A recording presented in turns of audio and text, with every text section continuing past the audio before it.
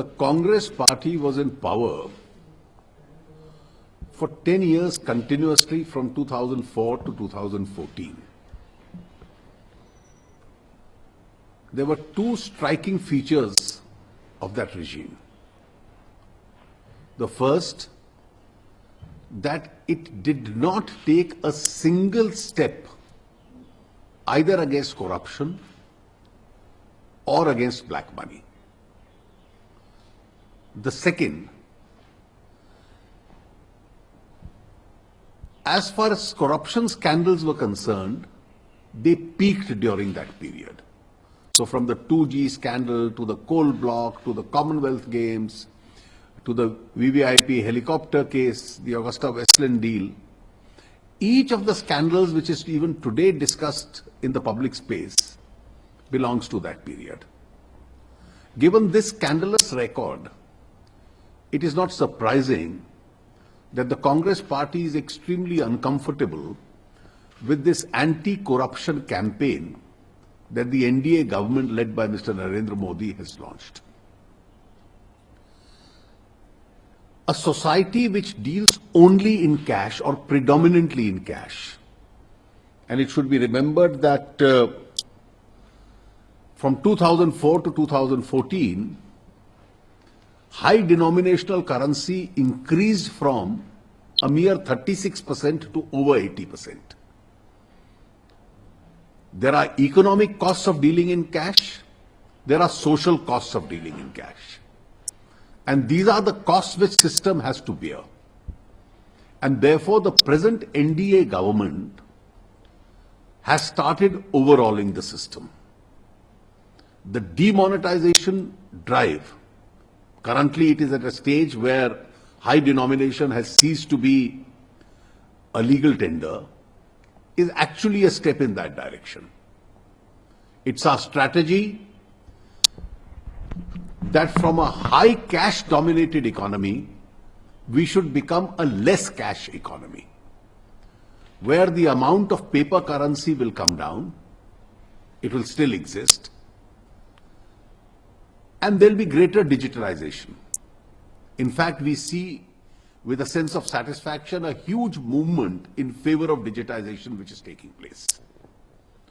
And there are obvious advantages of this, notwithstanding some transient problems which people have to face. We are now rapidly completing the remonetization exercise. Every day the Reserve Bank is injecting large amounts of currency into the banking system as a part of its remonetization. Significant amounts are going to be injected over the next 3 weeks, which are gradually bringing the pressure down. And as more and more of the new currency comes into circulation, the recirculation itself into the banking system, the ATMs will make more currency available itself. And the advantages are that so much money which was operating as loose cash in the system has today come into the banking system. It has to be accounted for. Where taxes had not been paid, taxes would now be recovered. Future transactions would be substantially digital. And once they are substantially digital, they get caught in the tax net. And therefore, future high taxation, the taxation levels would be much higher than what is currently being collected. This would also enable the government at some stage to make taxes more reasonable, which applies both to direct and indirect taxes.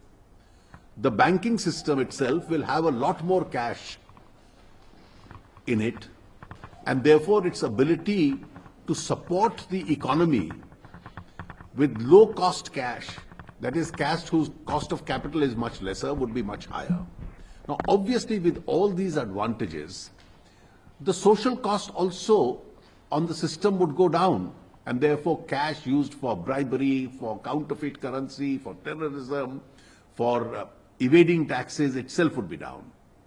Now, when this is seen along with many other reforms that the government is bringing about, particularly the proposed GST, the restrictions on cash spending subjected to a PAN card declaration, itself is going to bring down the levels of corruption in society. It's going to bring down the levels of cash transaction in society, and it's going to bring down the level of evasion as far as taxation is concerned.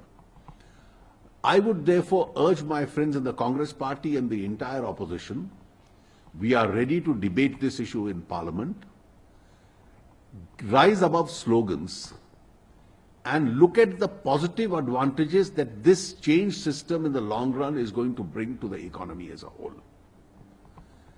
And therefore, from a national perspective, I would appeal to the opposition to join in this campaign rather than create obstructions and fail to understand what the real purpose and import of this campaign really is.